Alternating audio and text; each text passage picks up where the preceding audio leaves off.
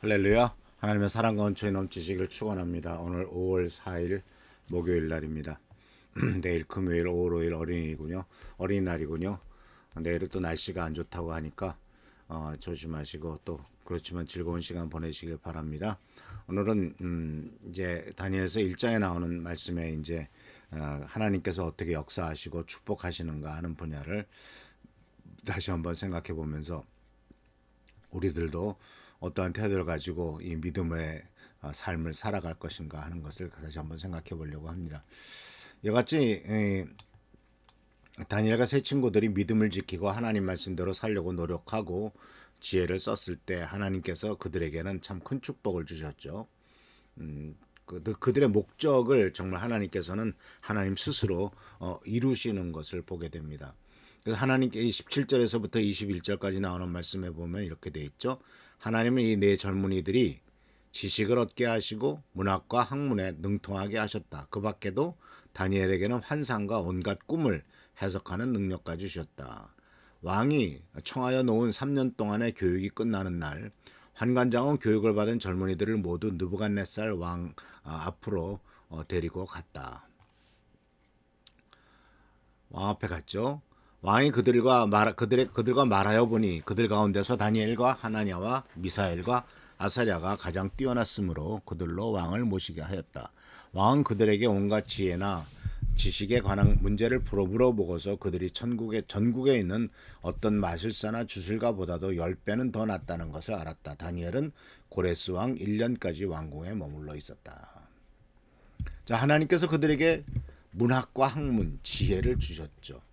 네, 참 표현이 재밌죠. 문학이란 말을 썼습니다.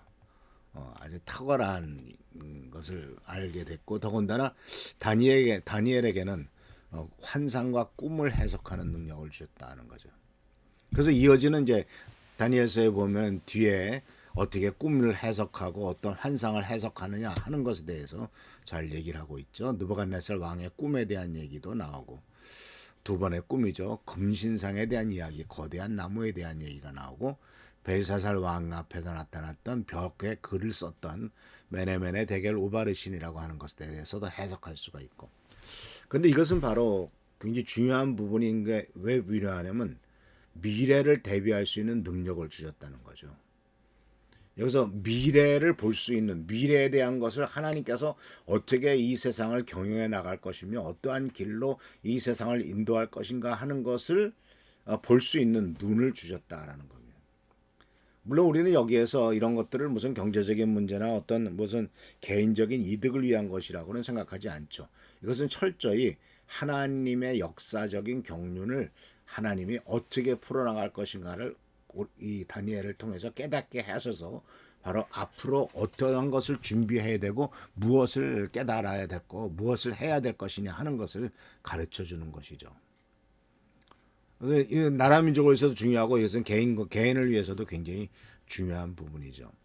그래서 나중에 보면은 이제 그 전에는 이제 욥의 꿈의 해석이 있었고 또 요셉의 꿈의 해석이 있었죠. 요셉의 꿈의 해석은 바로 관원의 꿈의 해석도 있었고 바로 왕의 꿈의 해석도 있었습니다. 이와 같이 이런 그 해석들이 바로 앞날에 대한 것들이고 또 해야 될 일들이 어떤 일인가 하는 것을 가르쳐 주는 것을 보게 됩니다.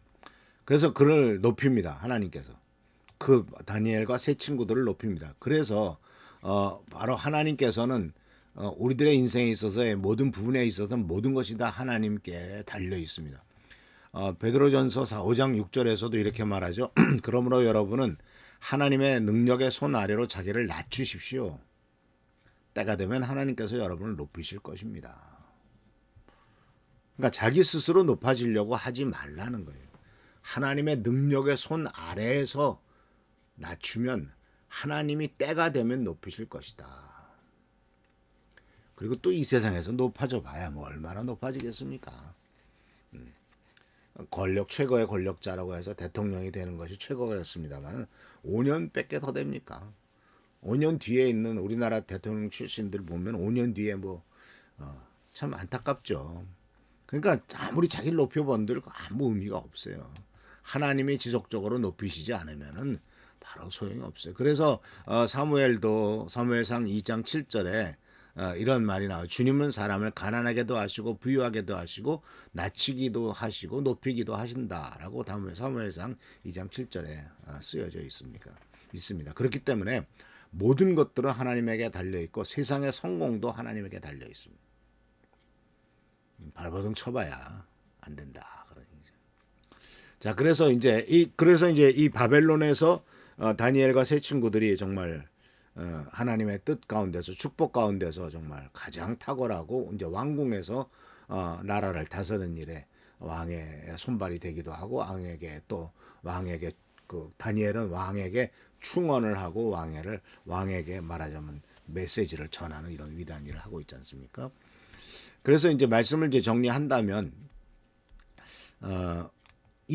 그렇지만 이제 분명히 이 바벨론이라고 하는 것에 대해서 이 바벨론에서의 축복과 성공만을 추구하는 것은 어리석은 일이다 하는 것을 우리들에게 가르쳐 줍니다. 왜냐하면 이 세상에서의 번영도 하나님께서 주시지 않으면 안 되거든요. 그런데 또 그것을 이 세상에서의 성공과 축복만을 위해서 하나님을 이용하려고 해도 안 돼요. 우리는 그저 주어진 조건 안에서 주어진 여건 안에서 하나님의 종으로서 주님의 뜻대로 행하는 주님께서 원하시는 길을 가도록 하는 것이고 또 그 길에 하나님의 경륜 속에서 우리를 쓰임받는 것이 감사한 일이지 이 세상에서 내가 성공하고 이 세상에서 축복받는다는 내 개인의 목적을 위해서 하나님을 믿는 믿음을 이용해서는 안 된다. 그런 얘기죠.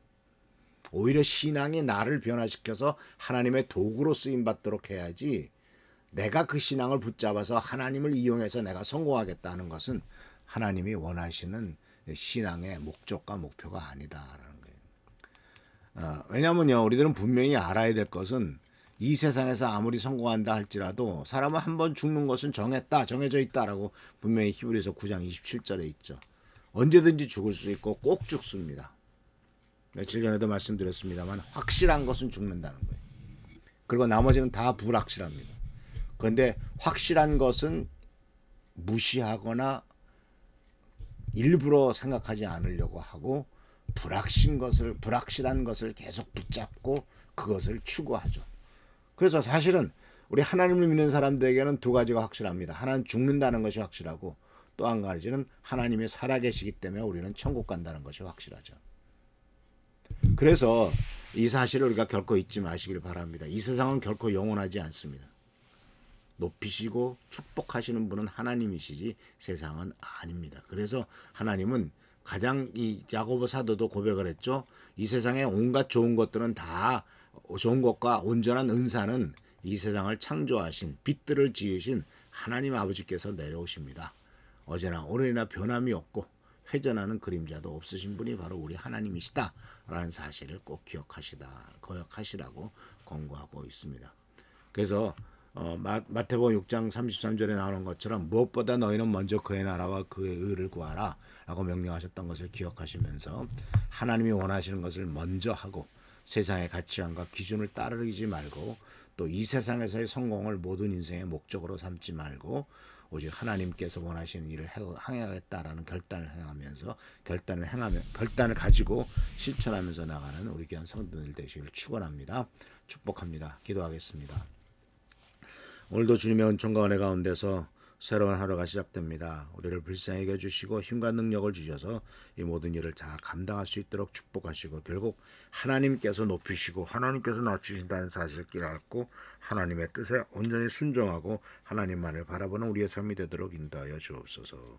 지키시고 보살피시고 보호하시기를 바라옵고 예수 그리스도의 이름으로 축복하며 간절히 기도하옵나이다. 아멘. 오늘도 주님의 은총 가운데 승리하는 여러분 되시기를 축원합니다. 할렐루야 축복합니다.